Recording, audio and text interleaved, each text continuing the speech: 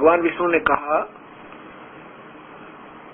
जो 4 वर्ष से लगा है ना वो तो भक्त है, और वो 40 वर्ष वाला भक्त नहीं है। नारद जी बड़ा असमंजस में पड़ गया, भगवान का धोखा लग गया दिखे। तो विष्णु जी ने कहा कि नारद जी आपको कुछ शंका है। अग्नि जी आपकी बात पर शंका तो नहीं हो सकती, पर दाता ये मन है ना हमारा, ये थोड़ा शंका में रहे जाओ से रहता ही रहता है। वो तो बहुत नेक आत्मा है, बड़े वाला थे जो 40 वर्ष से लगा हुआ है। भगवान ने कहा कि आप ऐसा करना, आज देर से जाना, जिस समय तुम जाते हो देर से जाना, और आज उनको ये कहना कि ऐसे देरी होने का कारण हो गया। वो पूछेंगे क्यों देर से आए, फिर उनका जो प्रति उत्तर हो मुझे बताना। अब नारद जी पहले मान लीजिए 10 बजे जाते थे, उस दिन 4 बजे पहुंचे। पहले उसी के पास गए जो 40 वर्ष का महात्मा बैठा था भक्त। उससे नारद जी ने नमो नारायण कहा, प्रभु का यानी संबोधन किया, प्रति उत्तर मिला, दोनों बैठ गए। तो उस 40 वर्ष वाले भक्त ने पूछा, संत ने पूछा कि नारद जी अब तो लेट बहुत आए, आप आते हो ना बड़ा आनंद आता प्रभु की चर्चा में। आज तो हमने सोचा पता नहीं क्या दिक्कत होगी, नहीं तो रोज ही आते थे महापुरुष, क्या कारण हो गया देरी का। तब नारद जी ने कहा कि क्या बताऊं महात्मा जी, बताऊं तो कोई मानने को ना, और ना बताऊं तो मेरी तरह आ जाना। तो वो कहने लगा बता दो ना क्या कारण हुआ। वो 40 वर्ष वाले भगत कहने लगे, नारद जी ने कहा कि आज मैं जब चलने लगा तो मुझे पता चला कि आज भगवान श्री विष्णु एक हाथी को सुई की जो धागा डालने वाली होती है उस नोक में से निकालेंगे। तो मैंने सोचा भी देखो भगवान ऐसी अनहोनी कैसे करेंगे, इसलिए उसको देखने के लिए मैं रुक गया। तो 40 वर्ष वाले ने पूछा तो क्या हुआ, कि भगवान ने तो कमाल कर दिया। नारद जी बोले कि हाथी को सुई की नोक में से निकाल दिया। वो हंसा पे देता है, कहने लगा नारद जी मैं तो आपको एक महर्षि माना करता था, बड़ा नेक आत्मा माना करता था, आप तो गपोड़ू आदमी हो, इतनी झूठ बोलते हैं। कभी ये कभी हो सके सुई की नोक से कभी हाथी निकल सके, ऐसे माथे माथ मारा। तो नारद जी देखे उसके मुंह का ना, पागल मूर्ख, 40 साल खो दिए इतने, और प्रभु पर विश्वास नहीं, फिर किस लिए बैठा इसके आसरा। जब प्रभु कुछ कर ही नहीं सकता तो क्या की भक्ति करे तुम। बोले नहीं, उठ कर चल पड़े, भगवान तेरी लीला तू ही जाने। आप साची कह रहे थे तो डांगर है कति पशु है, इसमें इतना भी विश्वास नहीं भगवान पे। फिर गए दूसरे के पास, सुने नारद जी डरते डरते कह रहे हैं, कहते कहीं ये भी मजाक उड़ावे तेरी बात का। उस 4 वर्ष वाले भगत से कहा, नमो नारायण किया, यानी वहां पर नमस्कार हुए। उस 4 वर्ष वाले भगत ने पूछा कि नारद जी आज तो बहुत देर कर दी, मैं तो आपकी बाट जो रहा था और आंखों एकटक लगी हुई थी, क्या कारण हो गया ऋषि जी नहीं आए। बड़े आनंद आता था जब आप प्रभु की चर्चा करते हो।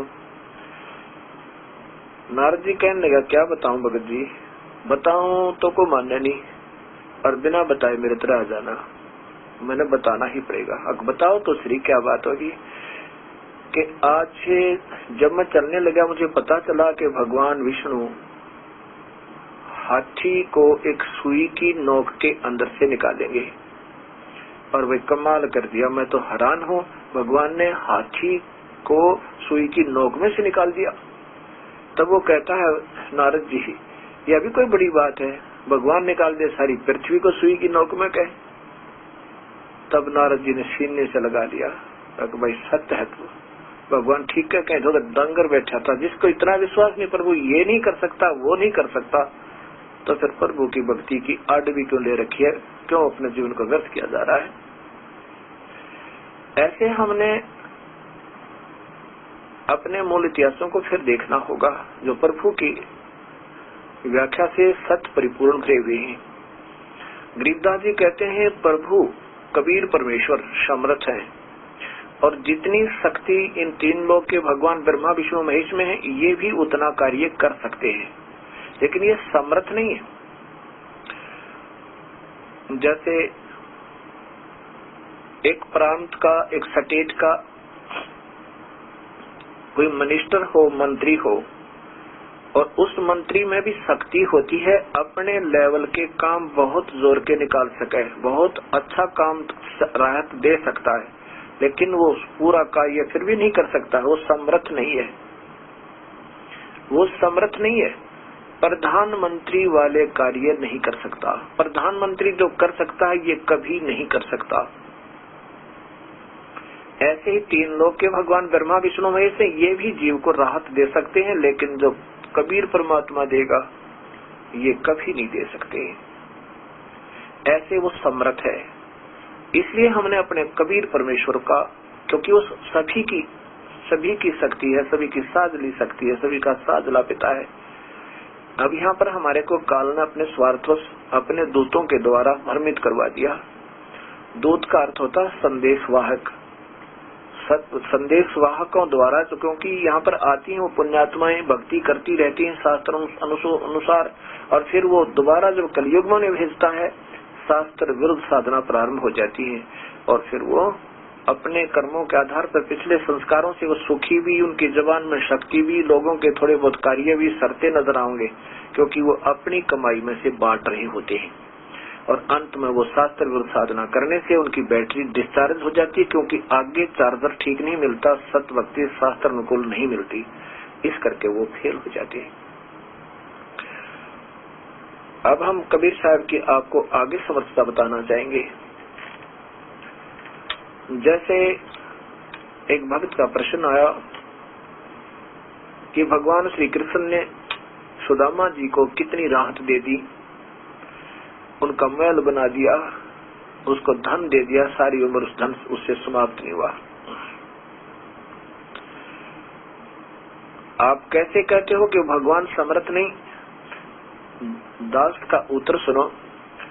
मैं ये नहीं कहना चाहता कि वो कुछ भी नहीं कर सकते। भगवान श्री कृष्ण क्योंकि विष्णु अवतार थे, विष्णु अवतार एक विभागीय मंत्री है, शतोगुणी भगवान है, और सतिथि इनका महकमा है। इनमें भी शक्ति है, ये 16 कला संपूर्ण है।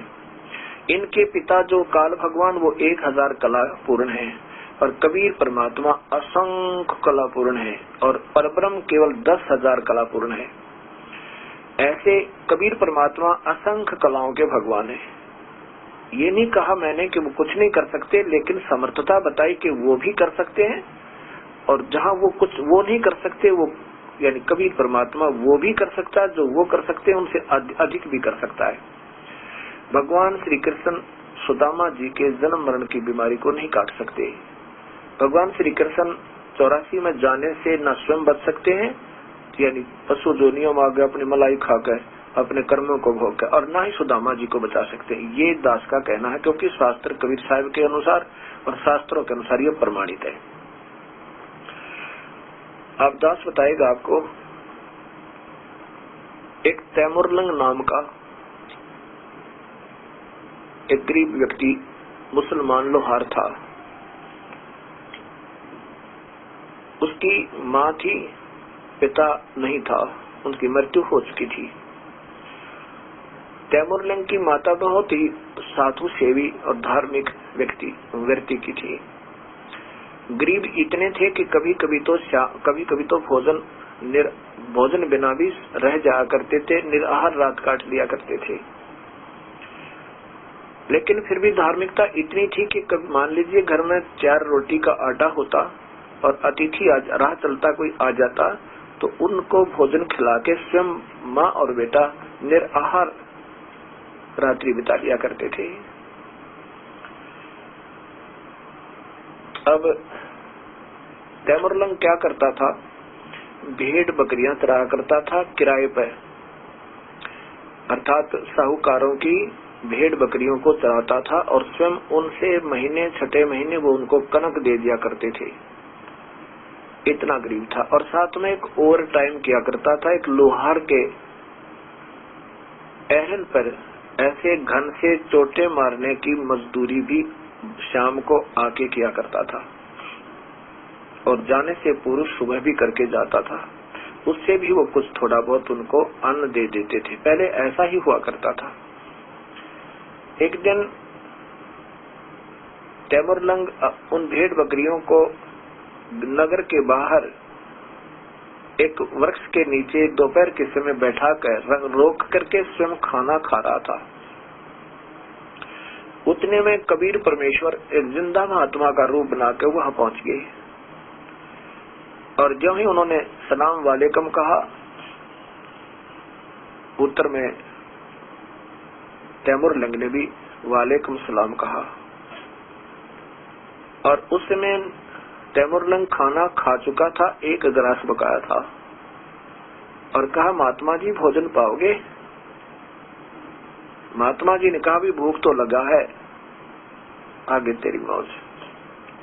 तो तैमुरलंग ने वो गिलास खाया और कहा महात्मा जी मैं घर से अपनी माँ से रोटी बनवा कर लाता हूँ, आप यहाँ मेरी भेड़ बकरियों के रखवाले रहना।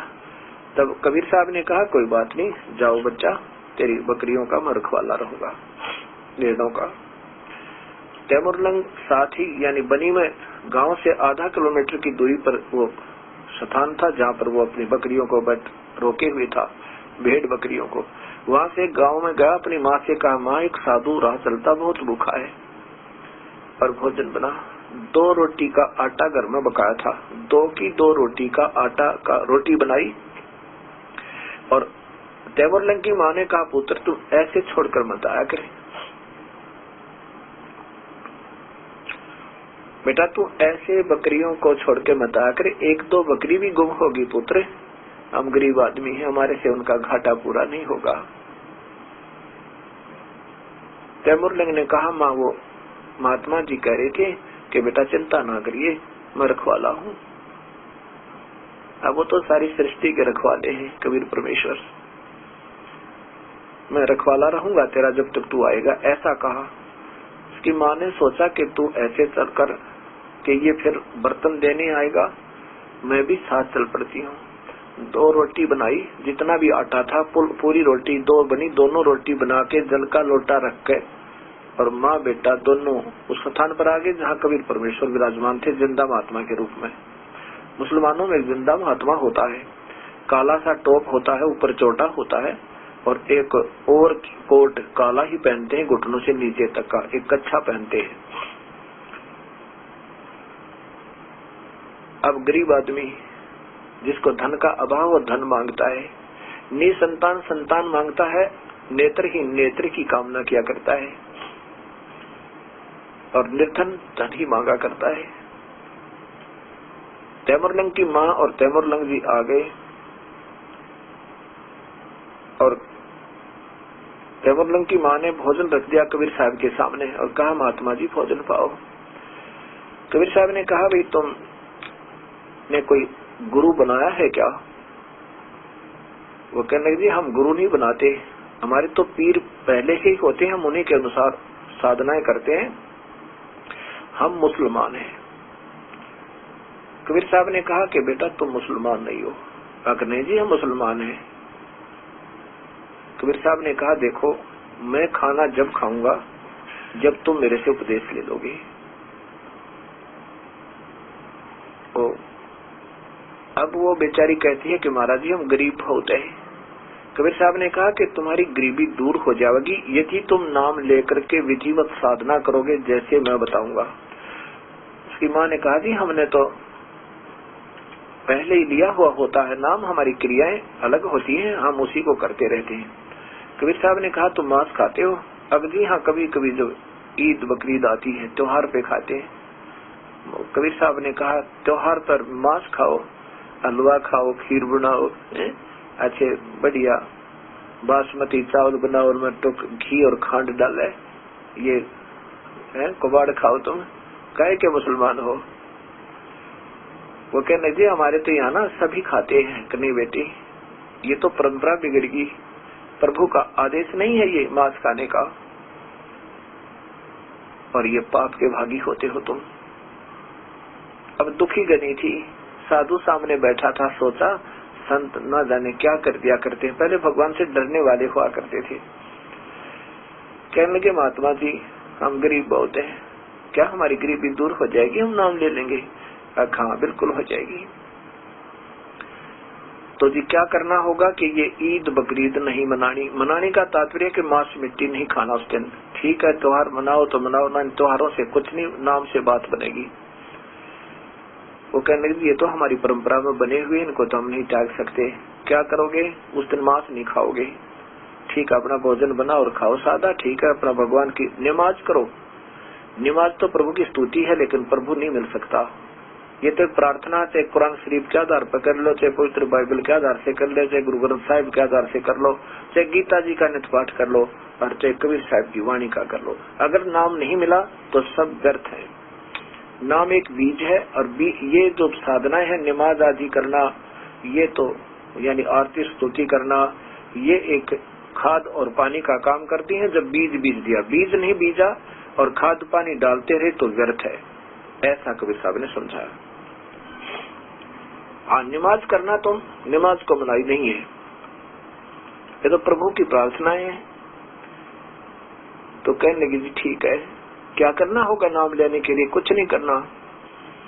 साहब ने एक मंत्र बोल के जल दिया और दोनों को उपदेश प्रथम दिया, फिर एक रोटी खाई।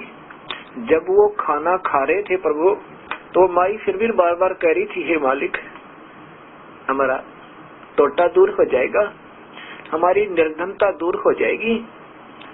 वो माई कबीर साहब खाना खा रहे थे और चुपचाप खाना खाते रहे। इतने एक ही रोटी खाई, इतने दौरान को 10 बार कहा, क्योंकि दुखी आत्मा जिसका जो दुख होता है वो उसको सताता रहता है। कबीर साहब ने एक रोटी खाकर पानी पिया, और एक बकरियों को बांधने की एक चैन थी, बेल बोल रहे जिसको, लोहे की, वो पतली सी चैन होती है, उसको 4 बार मोड़ा, वो इतनी सी होगी, उसको पकड़कर प्यार से ऐसे उसके पुत्र तैमूरलंग के कमर में 7 मारी, 1 2 3 उगड़ के 7 मारी प्यार से, और फिर प्यार से लात मारी कुछ, और फिर ऐसे ऐसे मुक्के मारे नुकर के प्यार पे। माई ने सोचा, तैमूरलंग की माता ने सोचा ये कोई पागल था, और मैंने ज्यादा इसको कह दिया, ये नाराज हो गया, मेरे बेटे को कूट डाला। तैमूरलंग की माँ ने कहा कि महाराज जी, मेरे पुत्र ने कोई गलती कर दी क्या, कोई से कसूर हो गया मालिक?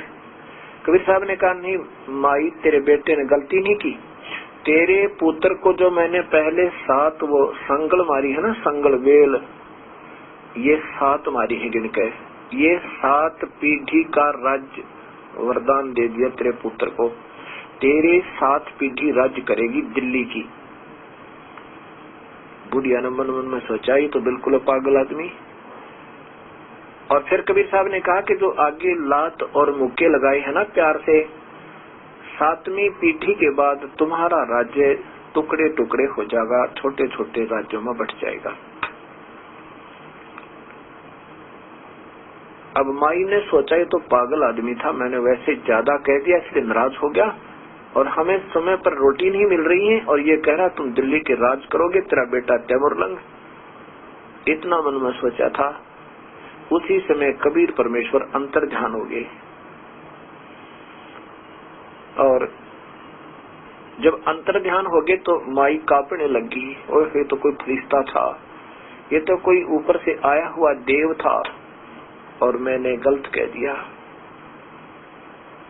अब ज्यादा ना बढ़ाकर इस बात को मैं इतना ही बताना चाहता हूँ कि तैमूरलंग की जब हम इतिहास पढ़ा करते थे तो ये आया करता था कि वो कौन से दिल्ली के बादशाह हैं जो एक गरीब घर से उभर के और दिल्ली के बादशाह बने। तैमूरलंग का नाम प्रथम आता था।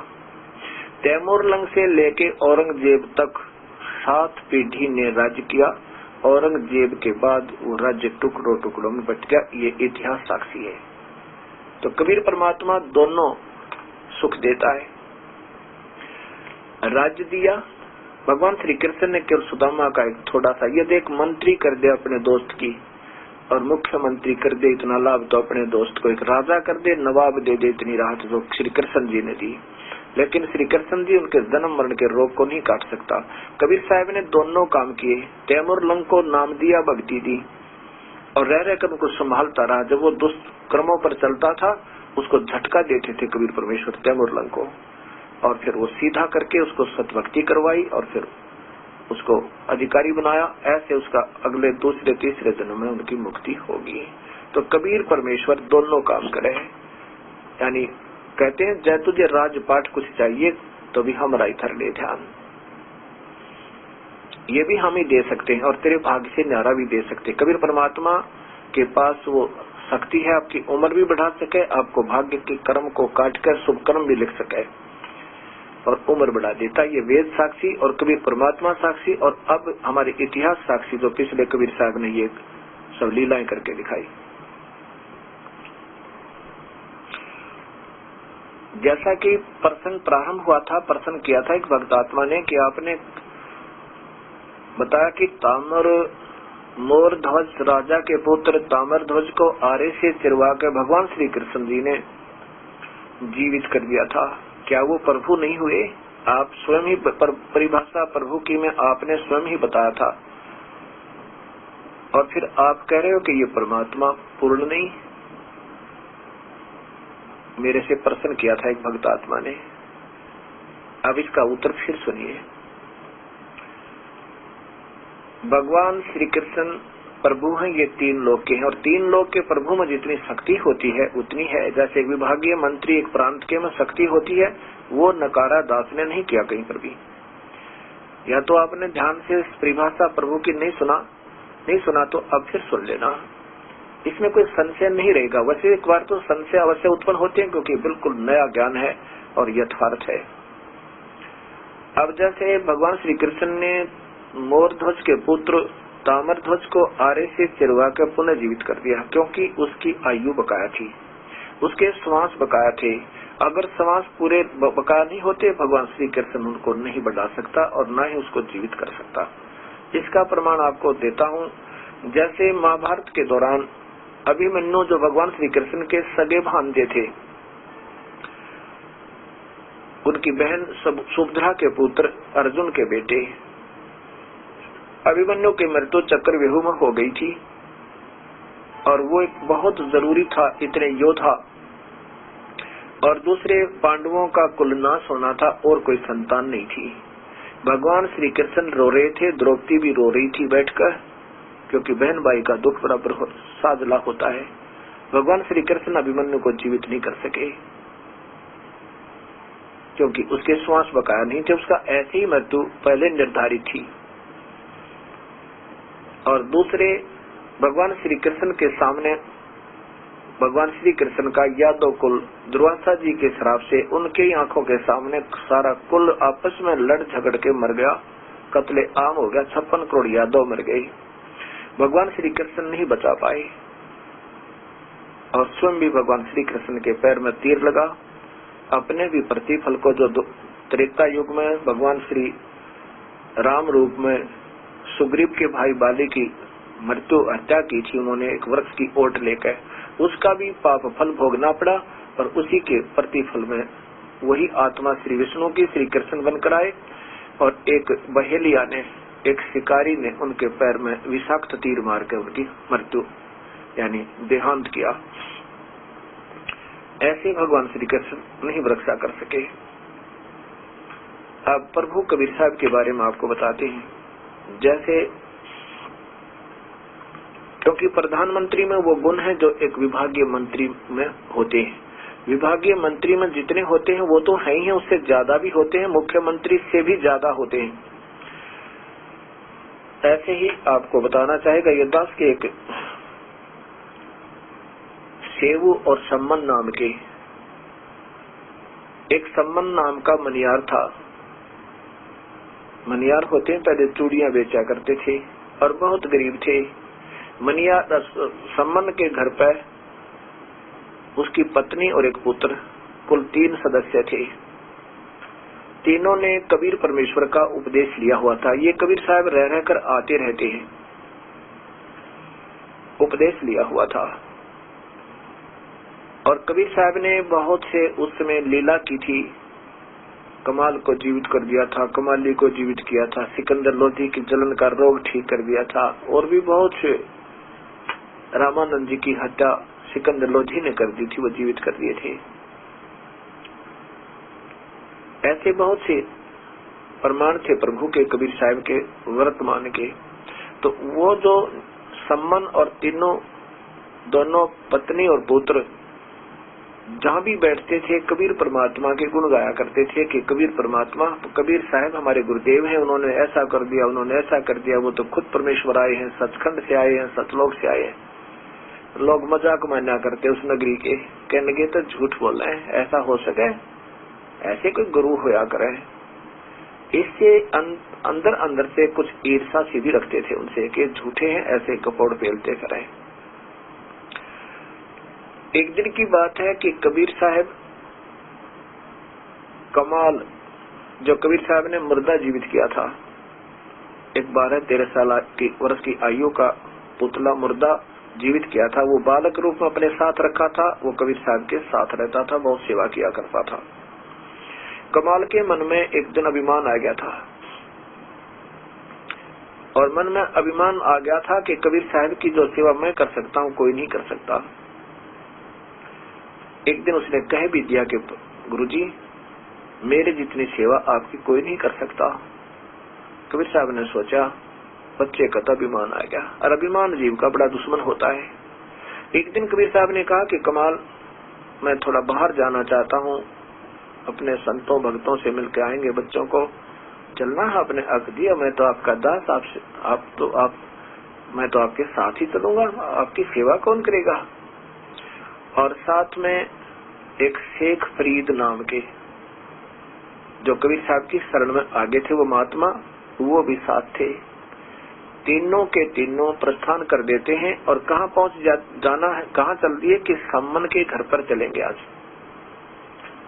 उधर से उसी दिन सम्मन, सेवु उनका पुत्र सम्मन का, और नेकी सम्मन की पत्नी, तीनों अपने आंगन में, घर के आंगन में बैठ करके विचार विमर्श कर रहे हैं कि माँ नेकी, सेवु कहता है, पुत्र कहता अपनी माँ से, माँ क्या कभी कबीर परमेश्वर, कबीर साहब गुरुदेव अपने भी घर पर आ जाएंगे, क्या अपने भी कभी भाग्योदय हो सकते हैं। नेकी, बच्चे की माँ का नाम नेकी था, सम्मन की पत्नी का। नेकी कहने लगी, पुत्र परमात्मा कोई बड़े आ तो सकते हैं, आने में कोई दिक्कत नहीं, लेकिन बेटा उनके बहुत से लाखों से कहाँ कहाँ जाएंगे प्रभु, कहाँ कहाँ जा सकते हैं। बेटा अपना विश्वास रखना चाहिए, हमारे साथ ही तो रहते हैं, वो कौन से दूर थोड़ी है। अक नहीं माँ, वो तो बात आपकी सही है, पर एक बार आ जाना अपने घर पे, फिर तो मौज माच, आनंद आ जा, बड़ी खुशी हो, बड़ी सेवा करो अपने गुरु जी की, भाग भाग के। समन कहता है कि भाई भगवान आ तो जाओ, पर उनके बहुत बड़े बड़े राजा लोग विशेष हैं, वहाँ भी वो कम ही जाते हैं।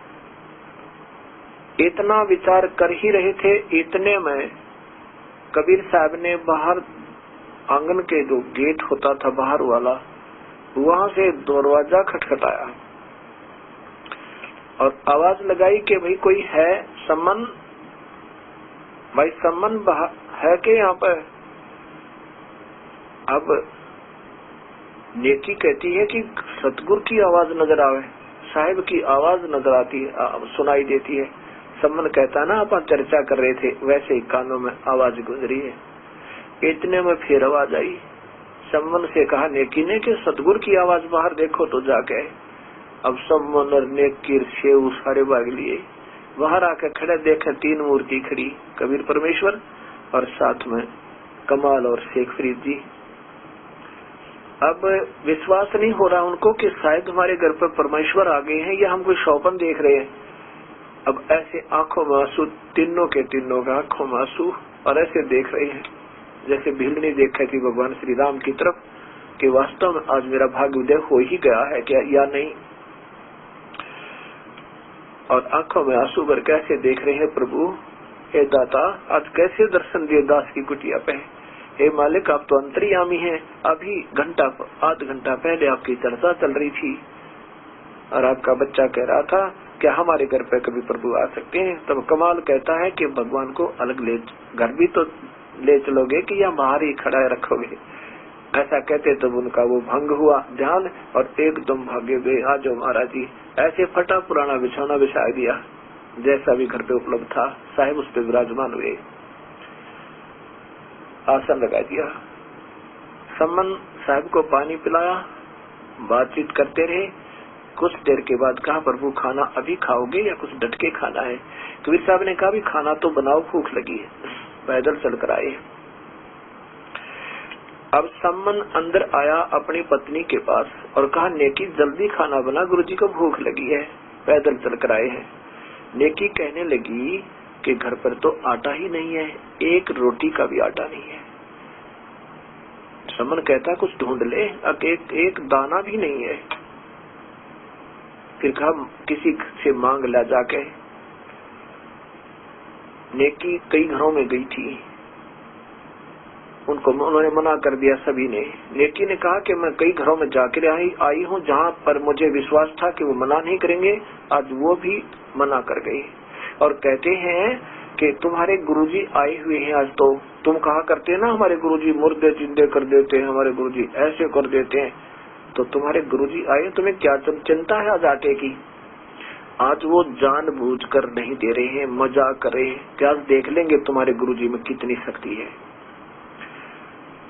लेकिन सम्मन ने कहा कि ला तेरा चीर दे दे, ये कपड़ा जो सिर पे डाल रखा था ओढ़ना, कि ये चीर दे दे, ला इसको गिरवी रखा हूँ, इसे ले आऊंगा मैं। नेकी कहती है एक ही चीर है, वही फटा हुआ है, इसको मैं लेकर गई थी पड़ोसनों के पास, उन्होंने मना कर दिया कि ये फटा हुआ हम नहीं रखेंगे इसको, इसका तो एक दाना भी नहीं देंगे। अब सम्मन बैठ जाता है और आंखों में आंसू, अपने कर्म को कोस रहा, कहता है प्रभु हे मालिक इस नीच को जन्म भी दिया और ऐसा कंगाल है, इस पापी ने कभी धर्म नहीं किया होगा। आज मेरे घर पे प्रभु आए, आज मैं रोटी नहीं खिला सकता है मालिक, इसे जीवन से तो मृत्यु अच्छी है। तब नेकी कहती है कि ऐसा ना करो माड़ा, ऐसे दिल छोटा मत करो और विश्वास रखो अपने प्रभु पे। आप ऐसे करो रात्रि के, अब तो हाथ जोड़ लो, प्रभु समझदार है मालिक, सब जानते हैं, कहना कि दाता सुबह भोजन कराएंगे, ये जानी जान होते हैं, समझ जाते हैं संत इशारों से। और रात्रि तो कहने लगा सुबह कहाँ से खिलाएंगे। नेकी ने कहा कि रात्रि के समय तुम पिता और पुत्र चोरी करने जाना और केवल 3 सेर आटा लाना, महात्माओं को खाना खिला देंगे और हम नहीं खाएंगे। उस समय शेहू कहता है, शेहू पुत्र था इनका, सम्मन और नेकी का। अब बच्चा प्रतिदिन सत्संग सुना करता था, विचार सुनता था कि चोरी करना महापाप होता है। उस दिन माताजी के मुख से ये वचन सुनकर के चोरी कर लो तो बड़ा एकदम सट्राइक हुआ, दिमाग में बड़ा भौचक्का रह गया कि माताजी आज क्या कह रही हैं।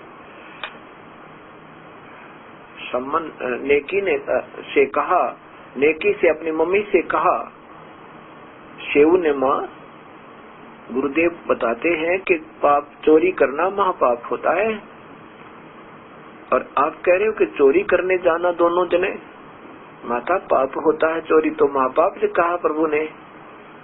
नेकी ने कहा बेटा चोरी करके दान कर दे वो पाप नहीं होता। शेव ने कहा, उसके पुत्र ने कहा माँ चोरी तो नीयत खराब होकर ही होगी और पाप ही होगा, व्यक्ति तो खराब बन ही गई, इससे प्रभु नाराज होगा ही होगा। तब नेकी ने वास्तविकता बतानी पड़ी, बेटा बात तेरी बिल्कुल सत्य है, लेकिन ये चोरी हम परमार्थ में करेंगे, करना है आपने, किस लिए कि ये जो यहाँ नगर के लोग बहुत पैसे वाले हैं और हम गरीब आदमी हैं, हम कहा करते ना हमारे गुरुजी ऐसे कर देते, हमारे गुरुजी ऐसे कर देते, तो आज ये जानबूझकर ये महात्मा ये नगरी वाले हमें आटा नहीं दे रहे। नहीं तो इतने बड़े नगर में और 3 व्यक्तियों के अतिथियों का कोई अन्न नहीं होता, इसलिए नहीं दे रहे। और बेटा हमने इस नगरी में रहे हैं और इस नगरी का अन्न खाया है। अगर यदि आज ये महात्मा भूखे चले गए तो ये नगर समाप्त हो जाएगा बेटा, इनके ऊपर इतना पाप पड़ जाएगा, ये ऐसा का ऐसा नीचे चला जाएगा। ऐसे ही ना एक नगर में एक साधु आया था और वो साधु बाहर बैठ गया बनी में, उसने अपना पुत्र शिष्य भेजा कि बेटा जा भिक्षा मांग लिया। उस नगर के निवासी बहुत पैसे वाले थे, उन्होंने उसके शिष्य का अनादर बहुत किया और तीन टाइम वो आया, सुबह आया, शाम में आया, नहीं रोटी मिली, ना भिक्षा दी, ना आटा दिया और सुबह भी नहीं दिया और धमका दिया कि ऐसे आया तो तुझे कूट डालेंगे, तुम मस्टंडो फिरते हो, ऐसे अपना धंधा करके क्यों नहीं खाते, ऐसी ऐसी बातें कहीं पुत्र। उधर एक कुम्हारी थी छोटी जाति वाली, वो देख रही थी कि ये नगर के निवासी बहुत उस्ताद हैं, ये किसी को भिक्षा तक भी नहीं देते, इनका दिमाग खराब हो गया पैसे की वजह से। और वो इसलिए नहीं दे पा रही थी कि महात्मा लोग छोटी जाति के भोजन नहीं खाते थे कि कहीं मैं कह दूं ये नाराज हो जाए, मुझे श्राप न दे दे, डर लगे था। भक्त आत्मा हमेशा डरा करते हैं। लेकिन उस समय देखा कि छोटा सा बच्चा 14-15 साल की आयु का 3 समय हो गए हैं, इसने भूखी रोटी नहीं मिली होगी, ये तो बेचारा दुख पा रहा होगा। प्रार्थना कर लेती हूँ, अगर ये खाना मंजूर करेंगे बता दूंगी मैं कुम्हार जाति से हूँ और लेंगे तो अच्छा है, नहीं तो मेरा पाप कट जाएगा, अर्थात मुझे दोष नहीं लगेगा। तो जब वो लड़का खाली हाथ आ रहा था तो पूछा महात्मा जी भोजन नहीं मिला? अगर नहीं माई, यहाँ तो बहुत उस्ताद व्यक्ति ऐसे तो हमने कभी देखे ही नहीं। तब उसने कुम्हारी ने कहा कि महात्मा जी मैं एक छोटी जाति की कुम्हारी हूँ और मैंने भोजन बना रखा है, आटा कहो तो आटा दे देती हूँ, स्वयं बना लेना और अपने गुरुदेव को बता देना कि ऐसे कुम्हारी का ये भोजन अगर वो खाएं तो ठीक है, नहीं तो बता जरूर देना, नहीं तो दोष लगेगा मुझे, कहीं नाराज ना हो जा कि छोटी जाति का भोजन खिला दिया। तो ऐसा ही किया, कहने लगे माई कुछ तो बनी बनाई रोटी दे दे, कुछ आटा दे दे, जैसे गुरुदेव आज्ञा करेंगे वैसा ही कर लूंगा, आदेश देंगे तो खा लूंगा, नहीं तो भूखा बैठा रहूंगा। कुछ रोटी बनी बनाई थी वो दे दी, कुछ आटा दे दिया, लेकर के वो पहुंच गई।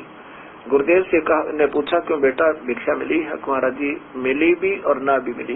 क्या बात? सारी कहानी बताई कि एक छोटी जाति की कुम्हारी है बेचारी, उसने दया आई और वो भी गांव से बाहर थी, थोड़ी सी बाहर क्वाइट साइड में उसका घर है, और उसने कहा कि महाराज जी को बता देना कि ये कुम्हार यानी छोटी जाति का भोजन है, इच्छा हो तो खा लेंगे, ना मुझे दोष लगेगा। तब गुरुदेव ने कहा कि बेटा तू रोटी खा ले, भूख लगी है तुझे, लेकिन मैं नहीं खाऊंगा, तू खाना खा ले। उसने खाना खा लिया और कहा कि वो वापस चार उस लड़की को कहते कि अपना सारा सामान उठा के और इस नगर को आज ही त्याग दे, रात के 12 बजे के बाद ये नगर नहीं रहेगा, ये भी बता देना और कहना कि ये किसी को नहीं बताना, अगर बता दिया तो बात बिगड़ जाएगी। अब वो बच्चा आया, डर भी लग रहा है कि जिसने आटा दिया उसी को कहूं कि तू नगर त्याग दे, इससे बड़ी बुरी खबर उसके साथ के लिए क्या होगी। पर साथ में गुरुदेव का आदेश और साथ में यथार्थता बताने के लिए चला गया। तब उसने कहा कि माई गुरुजी बड़े प्रसन्न हुए तेरे तय, आटा रोटी तो नहीं खाई उन्होंने, मैंने तो खा ली, मेरे को आदेश दे दिया और उन्होंने आदेश दिया है कि आप अपना सामान लेकर के यहाँ से प्रस्थान कर जाओ, सारे बच्चों को, सारे अपने गधों को, सब कुछ लेकर सामान चली जा और जहाँ तू रात के समय रुक, तुझे रात्रि हो जावे, शाम हो जाओ, वहीं रुक जाना, तू वहीं बहुत अच्छा तेरा खानदान चलेगा, वहीं तेरा बसेरा हो जाएगा, ऐसा आशीर्वाद दिया है। और रात के 12 बजे के बाद ये नगर विनाश को प्राप्त होगा। ये मेरे गुरुदेव का श्राप लग गया इसको। उसमें वो संतजन, वो भक्तजन जानते थे कि संत जो कर चाहते हैं वो कर सकते हैं, उनके पास सिद्धियां होती हैं। वो कुम्हारी ने अपना सारा सामान उठाया, लाद कर चल पड़ी, जहाँ शाम हो गया वहीं रुक गई। रात्रि के समय वो सारा का, जब सारे अंदर सो रहे थे, रात्रि के समय एकदम भूकंप का झटका आया और सभी विनाश को प्राप्त हो गए, एक भी नहीं बचा। और सुबह के लोगों को पता चला कि क्या हो गया, वहाँ नगर विनाश हो गया, सब ढूंढने गए, वहाँ कुछ सब की मृत्यु होगी, उन लाशों को जला। फिर उनसे पूछा कि माई तू कौन है, कहाँ से आई, यहाँ कैसे बैठी है? उन्होंने बताया भाई मैं ऐसे ऐसे उस नगर में रहा करती थी, और वो सारी कहानी बताई। उस पर इतनी हमदर्दी होगी आसपास के नगर निवासियों की, उसका वही मकान बना दिया, उसको कई किले जमीन दे दी और बड़ा खुश हुए, और वहाँ पर एक पूरा नगर बस गया। तो नेकी ने ये कथा सुनाई अपने पुत्र सेव को और कहा बेटा ये नगर विनाश हो जाएगा अगर आज संत रोटी खाकर नहीं जाएंगे, क्योंकि ये परमात्मा है और इनका अनादर ये काल भी नहीं माफ करेगा, इस नगरी को विनाश कर देगा, ये काल ही कर देगा, क्योंकि ये परमात्माओं के परमात्मा है। अगर कोई राजा के साथ बदतमीजी कर दे तो उस अक्षेत्र के अधिकारी उनको बहुत सजा देते हैं, ऐसा ही समझना। तो सेव ने कहा माँ फिर जरूर चोरी करने हम जाएंगे और हम नहीं खाएंगे, संतों को खिला देंगे, ये नगरी बच जाएगी। कहा बेटा ऐसा ही है। ये सोचकर सम्मन पिता और सेव पुत्र दोनों के दोनों रात्रि के 12 बजे चोरी के लिए चले।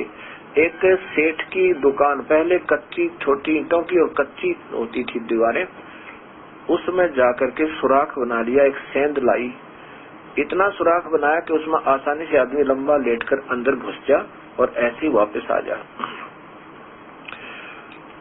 उसमें सम्मन ने कहा पुत्र सेव तू बाहर बैठा रहे, मैं अंदर जाता हूँ पुत्र, और यदि मैं पकड़ा जाऊं तो मैं उस आटे को बांध कर चद्दर में बगा फेंक दूंगा इसके अंदर से, और तू उठाकर भाग जाना, गुरुदेव को खाना खिला देना, उनको बताना नहीं कि मैं पकड़ा गया हूँ, नहीं तो वो खाना नहीं खाएंगे, और जल्दी खाना खिला करके सदगुरु को प्रस्थान करवा देना, कहीं यहाँ बेइज्जती ना हो जान की।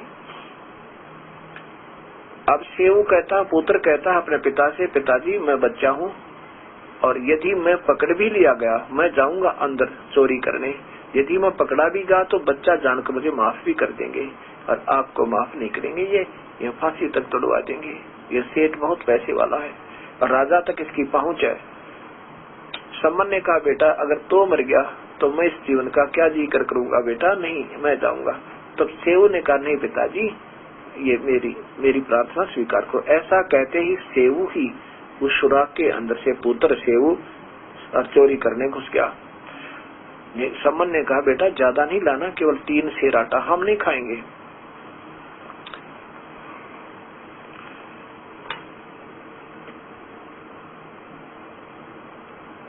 अंदर जाकर सेव ने ऐसे अंदाजा सा 3 सेर आटा लिया, अपनी फटी पुरानी चादर में उसको बांधा और चलने की तैयारी की। तो एक तराजू के ऊपर तराजू का दूसरा पलड़ा रखा हुआ था लोहे का, जो ही अंधेरे में उस तराजू के पैर पर पैर टिका वो एकदम जोर से उछल के उसी पलड़े पर दोबारा गिरा, बहुत जोर की आवाज हुई। इतने में सेठ वही सो रहा था, वो जाग गया और चोर चोर करके सेव जब निकलने लगा ना उसको पकड़ लिया, पैर से पकड़ लिया मजबूती से। इतने में सेव ने अपने वो चादर में बंधा हुआ आटा उस सुराख के अंदर से बाहर फेंक दिया और कहा पिताजी मेरे को बनिए ने पकड़ दिया और आप आटा ले जाओ, गुरुदेव को भोजन खिलवा देना और बताना नहीं उनको। अब उस सेठ ने उस पुत्र सेव को, समन के पुत्र सेव को, उसको शिव भी कहते हैं, शिव अपभ्रंश सेव बोला जाता था, हम सेव ही बोल रहे हैं। सेव को थंब यानी खंबे से बांध दिया, एक पिलर होता है लकड़ के होते थे, उस थंब का पिलर का खंबे का बांध दिया रस्से तक। अब सम्मन लेकर के आटा घर पर पहुंचा। नेकी ने पूछा पुत्र कहाँ है, तो सम्मन ने कहा कि उसको बनिए ने पकड़ दिया और थाम से बांध दिया। अब नेकी ने सोचा कि लड़का पहचाना जाएगा, लोग नगर के कहेंगे कि इनके गुरुजी जो आते हैं ये चोरी करवाने आते हैं, ये पक्के चोर हैं, ये चोर की माँ है, इसलिए इनको सजा दो और कहीं हमारे गुरुदेव को कोई यहाँ पर हाथ ना उठा दे और इनकी बेइज्जती ना कर दे और बच्चा पहचान में न आवे, ऐसा कोई तरीका ढूंढा। नेकी ने अपने पति से कहा अपने पुत्र की गर्दन काटने के लिए। सम्मन से कहा नेकी ने कि तलवार ले जा और पुत्र की गर्दन काट ले, एक बार प्यार से बाहर गर्दन निकलवा लेना और फिर गर्दन काट लेना, सिर को उठा के ले आना, कोई पहचान ना सके कि किसका पुत्र है। सम्मान कर लेकर गा और जाते ही कहा, बेटा शेऊ एक बार दो बात करनी तेरे कान में बहुत जरूरी है। पुत्र सुबह तो ना जाने हम मिलेंगे ना मिलेंगे, क्योंकि ये राजाओं के राज हैं, ना जाने आपको फांसी सजा दे दे और या मुझे भी दे दे। बेटा एक दो बात करनी है, एक बार गर्दन बाहर निकाल ले। उधर से शेऊ के मन में यही आया कि परमात्मा देख कौन कहानी बनी और मेरे पिताजी को सद्बुद्धि जो दाता कि मेरी गर्दन काट ले, मैं पहचान में ना आऊं, नहीं तो गुरु जी की बेइज्जती हो जाएगी। ऐसा सोच रहा था, इतने में सम्मन ने कहा कि पुत्र मुझे एक बार दो बात करनी है तेरे से, सिर बाहर निकाल ले।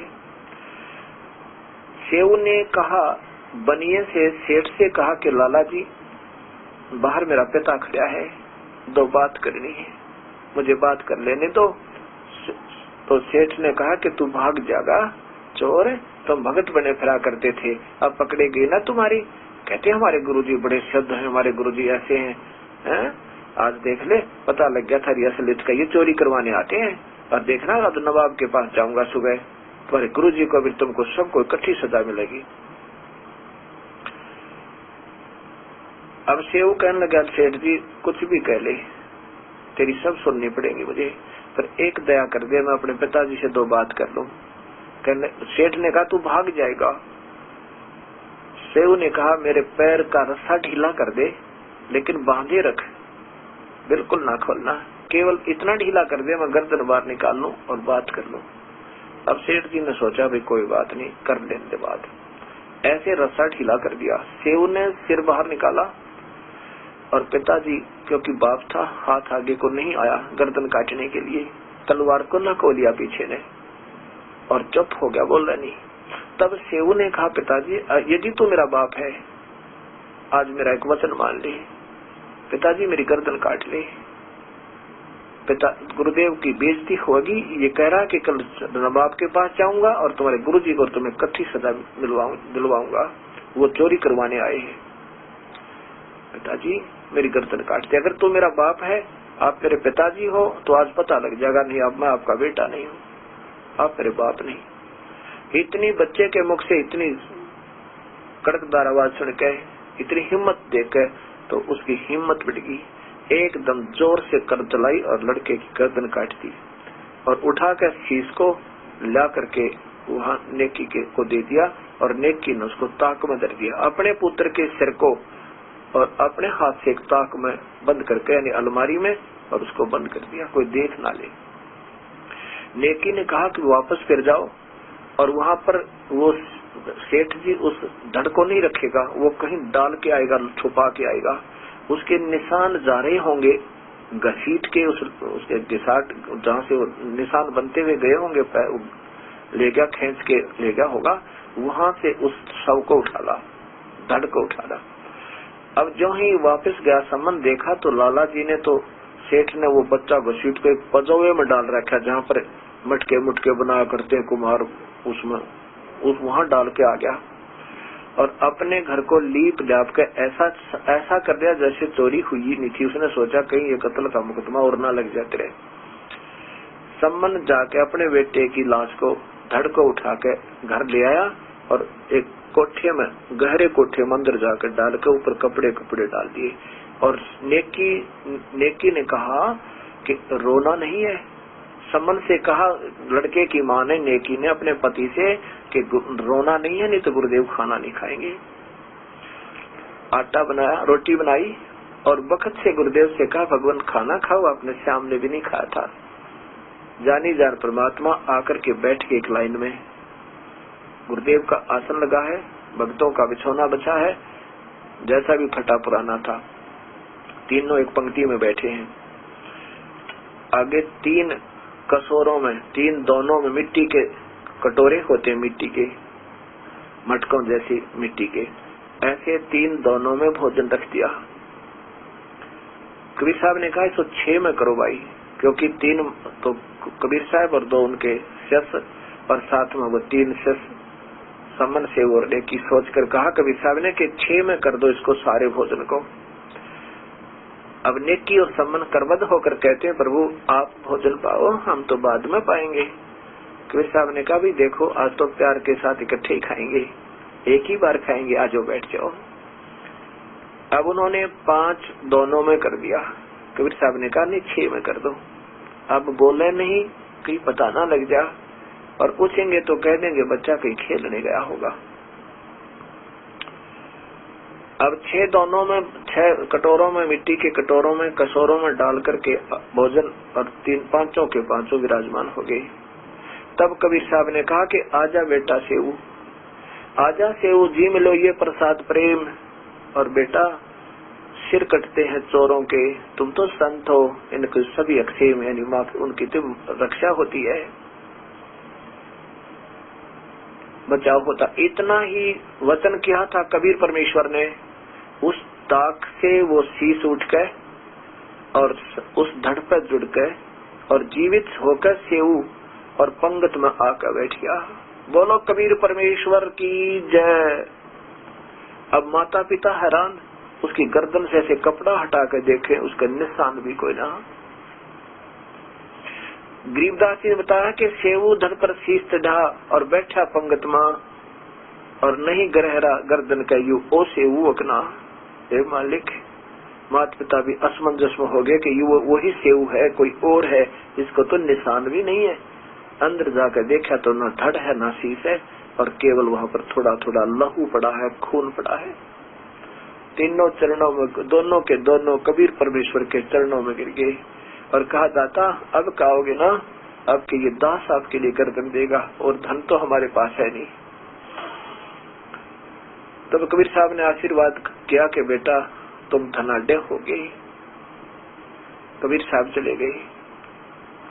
एक दिन सम्मन के मन में प्रेरणा आई कि इस यहाँ के 2 दीवार है, अंदर से मकान की एक बीच में दीवार थी, इसको निकाल के और ये खुला बना लेता हूँ। द्वार को खोदने लगा, नीचे एक मटका पैसों से भरा हुआ पूरा इतना बड़ा माठ मिला, चांदी के सिक्के, असरपी, मोहर, अर्थात कहने का भाव ये है कबीर परमेश्वर ने वहाँ वो धन दाब दिया, प्रभु जो चाहे सो कर दे। और 1 नंबर का सेठ उसी जीवन में वो सम्मन हो गया।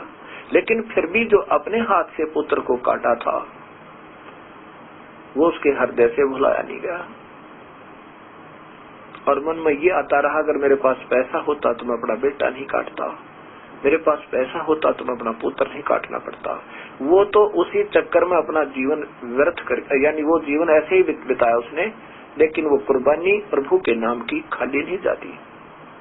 आपने गुरुदेव के नाम पर नेकी और सम्मान, तो नेकी और सेव माँ बेटा तो उसी जन्म में पार होगी, लेकिन सम्मान गृहस्थी अपना मुखिया होने के कारण अपने मन में ये कल्पना बनाए रखा रहा आखिर सांस तक के मैं जुल्म किया, मैंने अपना बेटा काटना पड़ गया, इतना मेरे पास धन होता तो मुझे ऐसा नहीं करना पड़ता।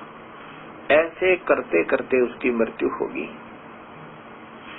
नेक्स्ट जन्म उसका एक 9 शेरखा नाम का और 9 शेरवा नगर का बादशाह बन गया। वही संबंध अगले जन्म में 9 शेरवा नाम के एक शहर का और 9 शेरखा नाम का एक बादशाह बना।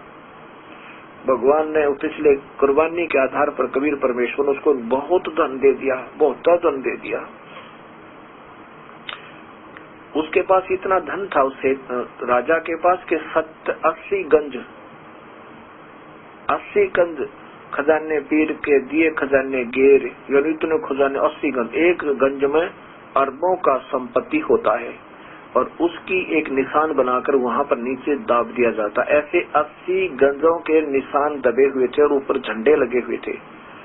सबको मालूम था कि राजा के पास इतना धन है, लेकिन कंजूस इतना हो गया था कि 2 पैसे दान नहीं करता था।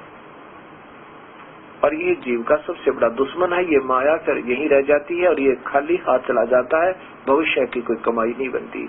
कबीर परमेश्वर एक महात्मा जिंदा का रूप बनाकर गए, जिंदा महात्मा का रूप बनाकर गए और कहा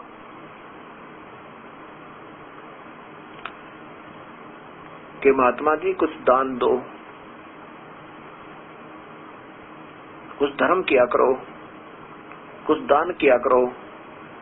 तब उसने कहा महात्मा जी, नौ शेर खां ने कहा कि महात्मा जी दान तो कर दूं, लेकिन मैं तो कंगाल राजा हूँ, मेरे पास पैसा ही बहुत कम है।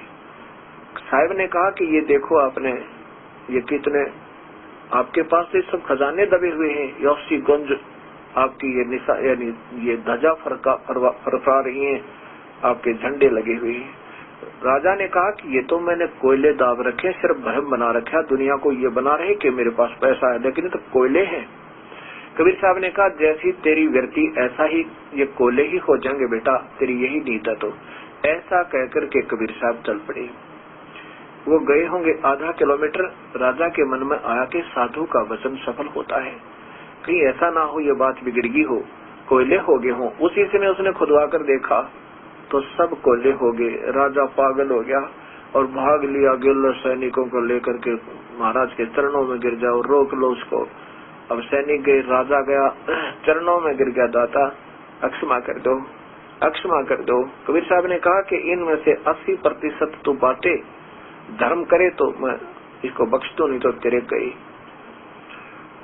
अब उसने सोचा भाई चल ठीक है, महात्मा जी कह रहे हैं कुछ तो बचेंगे। कबीर साहब ने कहा ठीक है।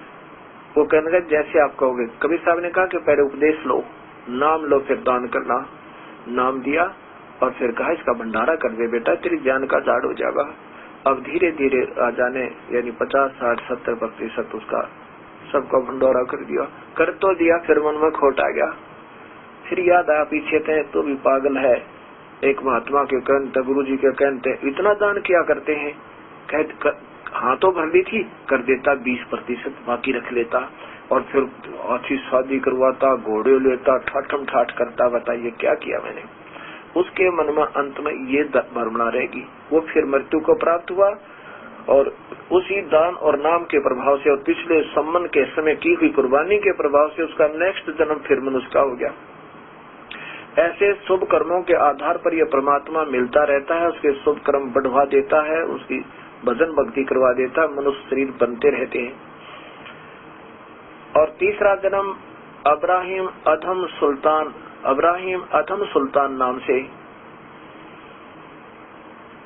बलख शहर के अंदर एक बहुत बड़े धनाढ़ राजा के यहाँ पर उसका जन्म हुआ।